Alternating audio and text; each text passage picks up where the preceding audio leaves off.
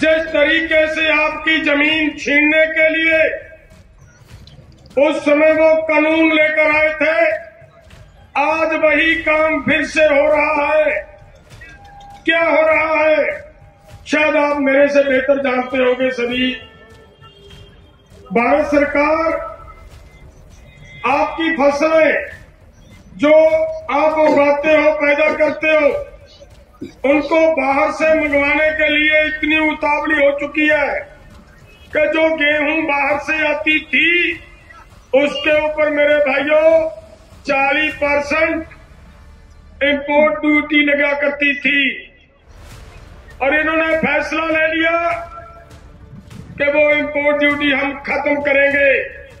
वो import duty खत्म करने जा रहे हैं। वो 40% इंपोर्ट ड्यूटी है भाइयों, 40%। अगर वो 40% इंपोर्ट ड्यूटी हमारी गेहूं से उन्होंने उतार दी, जो बाहर से आने वाली गेहूं थी, तो आपके यहां भारत के अंदर उनकी गेहूं आकर बिकेगी और देश के किसान की फसलें फिर से वही हालात हो जाएगा। और जिस तरीके से आप उस समय मंडी खत्म करने के बाद, एमएसपी खत्म करने के बाद उनका प्रयास था कि किसान को आर्थिक तौर पर उनका लक तोड़ना है, उनको खत्म करना है, और वही काम आज दूसरे रास्ते से किया जा रहा है। इसके लिए अगर हम हमारे शहीदों को याद करते हैं, उनकी याद सच्ची श्रद्धांजलि यही बनती है कि जिस तरीके से उन्होंने जिस जमीन की लड़ाई लड़ते हुए अपने प्राणों की आहुतियां दी है, उस जमीन के लिए हमें दोबारा फिर से लड़ना पड़ेगा भाइयों।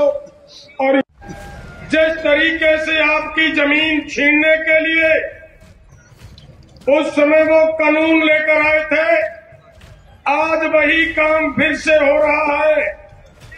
क्या हो रहा है शायद आप मेरे से बेहतर जानते होंगे सभी।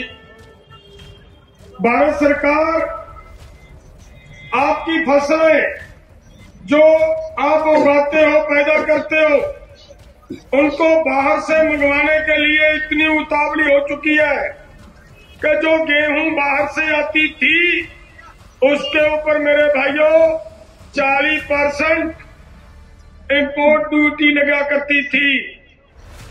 और इन्होंने फैसला ले लिया कि वो इंपोर्ट ड्यूटी हम खत्म करेंगे। वो इंपोर्ट ड्यूटी खत्म करने जा रहे हैं। वो 40% इंपोर्ट ड्यूटी है भाइयों, 40%। अगर वो 40% इंपोर्ट ड्यूटी हमारी गेहूं से उन्होंने उतार दी, जो बाहर से आने वाली गेहूं थी, तो आपके यहां भारत के अंदर उनकी गेहूं आकर बिकेगी और देश के किसान की फसलें फिर से वही हालात हो जाएगा।